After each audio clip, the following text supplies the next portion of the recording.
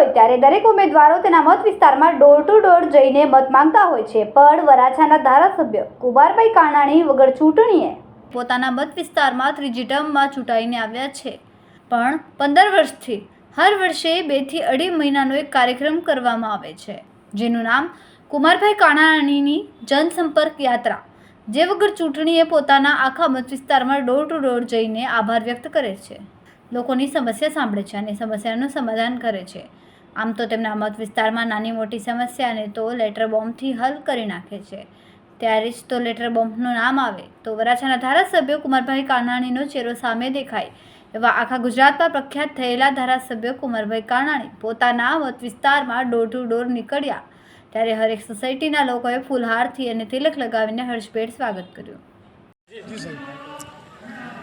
ચૂંટણી હોય ત્યારે ઉમેદવાર તરીકે હું ડોર ટુ ડોર લોકો પાસે દરેક સોસાયટીમાં જઈને મત માગું છું, પરંતુ ચૂંટણી પતી ગયા પછી, જીત્યા પછી દર વર્ષે જે રીતે લોકોમાં મત માગવા જાઉં છું ડોર ટુ ડોર સોસાયટીમાં, તેવી જ રીતે હું દર વર્ષે મારી જનસંપર્ક યાત્રા દ્વારા લોકોને મળવા જાઉં છું, લોકોને વંદન કરવા, અભિનંદન કરવા અને આભાર માનવા લોકો પાસે જાઉં છું અને કોઈ કામકાજ હોય તો એની ચર્ચા કરું છું અને કામ હોય, કોઈ પ્રશ્ન હોય તો એને હલ કરવાના પ્રયાસો કરું છું.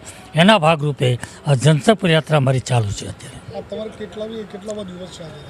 આજે મારો 7મો દિવસ છે અને લગભગ આ 2 મહિના સુધી ચાલશે. સમય મીડિયા ન્યૂઝ સાથે સુનિલ પાટીલ, સુરત.